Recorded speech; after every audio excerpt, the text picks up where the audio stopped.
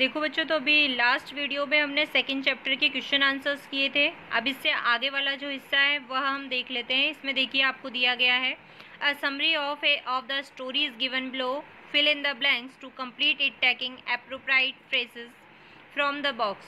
कि यहाँ आपकी स्टोरी की जो समरी है उसी में से आपको ही कुछ फिल इन द ब्लैंक्स दिए गए हैं, जिन्हें आपको जो है इस बॉक्स में जो फ्रेजेस दिए हैं उनकी हेल्प से भरना है। तो सबसे पहले देखिए, this is the story of a dog who use to be his own master. कि वह कहानी एक डॉग की है और वह अपना मालिक खुद चुनता है। He decided to find a master who was stronger than anyone else. वो एक ऐसे मालिक की तलाश करना चाहता है जो कि सबसे ताकतवर हो। First he found a wolf. सबसे पहले वह एक वॉल्फ से मिलता है, but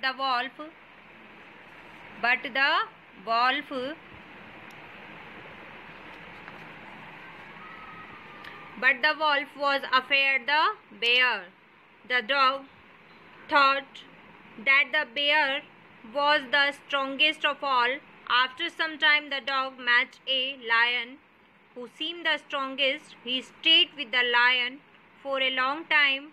One day, he realized that the lion was afraid of man.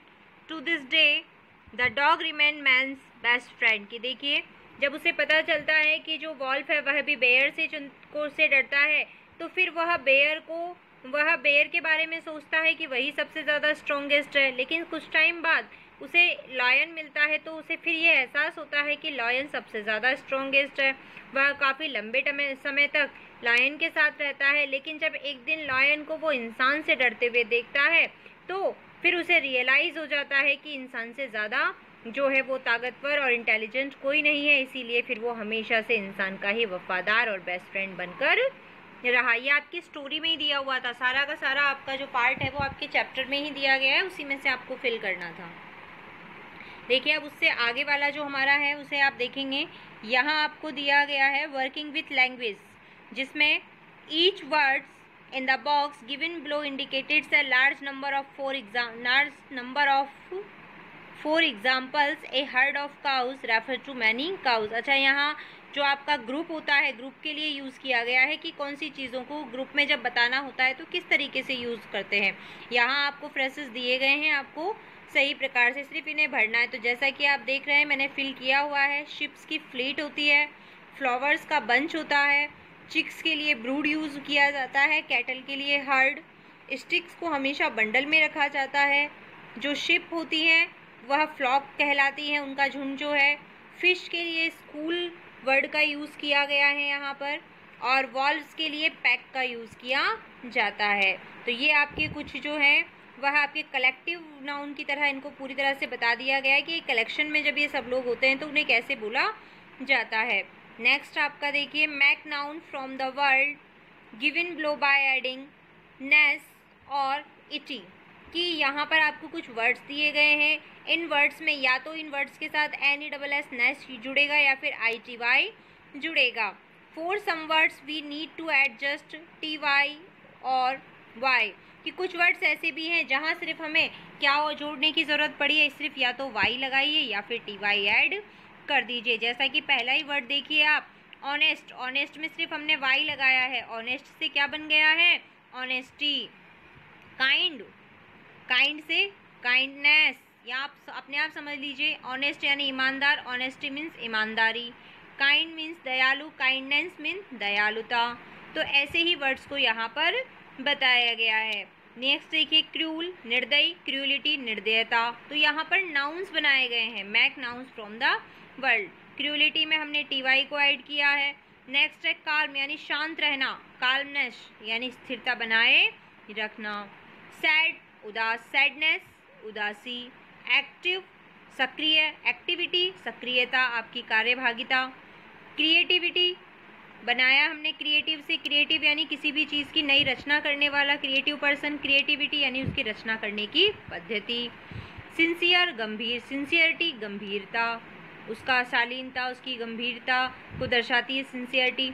Cheerful, प्रसन्न, चीयरफुलनेस प्रसन्नता से भरा हुआ। बिटर, कड़वा, बिटरनेस कड़वाहट से भरा हुआ।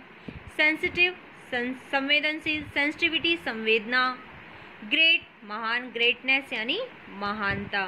तो ऐसे ही इन वर्ड्स की मदद से हमने जोड़कर इसे बना दिया है। अब अगला वाला आप जो भाग देखेंगे, इस वाले भाग को आप सिर्फ बुक में इसके आगे वाला जो आपका सी सेक्शन है जिसमें आपको वर्ड सर्च दिया गया है, क्या दिया गया है, वर्ड सर्च, इसे आपको कॉपी में नहीं सिर्फ आपकी बुक में आपको करना है। तो उस बुक में ही अब आप इसको थोड़ा सा देख लीजिए। इसमें दिया गया है there are 12 words hidden in this table. इस टेबल में आपको 12 वर्ड्स दिए गए हैं। 6 can be found horizontally and the remaining 6 vertically. 6 जो है वो हॉरिजॉन्टल में है और 6 जो है वो वर्टिकल में है। तो all of them are describing words like good, happy, etcetera etcetera. ज़्यादातर जो वर्ड्स हैं वो ऐसे ही शब्दों को डिस्क्राइब करते हैं जैसे कि गुड और happy. The first letters of the words are given below. First letter जो आपको दिया गया है उसमें देखिए यहाँ हॉरिजॉन्टल में क्या लिखा हुआ है, देखिए यहाँ पर एच से बना हुआ है, फिर आर से है, एफ से है, एस से है, ऐसे ही वर्टिकल में है। तो यहाँ आप देखेंगे तो यहाँ देखिए एक वर्ड मैंने बनाया है आपका, इसमें आप देख लीजिए एंग्री। फर्स्ट वर्ड क्या बना हुआ है आपका, एंग्री बना हुआ है। इसी के साथ यहाँ देखिए ये बना हुआ है हैस्टी। हैस्टी के साथ इसको जस्ट आप नीचे की तरफ देखेंगे तो ये वर्ड बना हुआ है सरप्राइज। सरप्राइज में से ही आर से आप ये वर्ड देखेंगे तो क्या बना है, रेडी।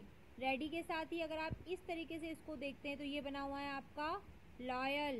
लॉयल के आगे वाला वर्ड देखिए आप क्वाइट, QUIET, क्वाइट। अब इसी में इसको देखिए ये पूरा का पूरा जा रहा है फियर्स, FIERCE, फियर्स। ये वर्ड आपको नया मिल गया। सरप्राइज आप देख चुके हैं। अब अगला देखिए स्ट्रॉन्ग, STRONG, स्ट्रॉन्ग वर्ड आपका बना हुआ है। इससे आगे अब आप देखिए फ्री, नेक्स्ट वर्ड क्या बना हुआ है, फ्री, FREE, फ्री बना हुआ है। उसके बाद यहाँ देखिए GOOD, गुड, गुड शब्द बना हुआ है। यहाँ देखिए आप वर्ड्स, WORS, वर्ड्स बना हुआ है, वर्ड्स वर्ड बना हुआ है।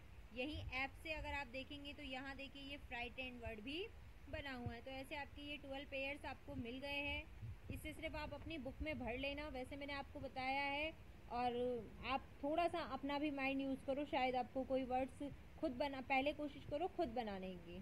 ठीक है बच्चों, तो इसी के साथ हमारा ये जो सेकंड जो चैप्टर था वो पूरी तरह से कंप्लीट हो जाता है।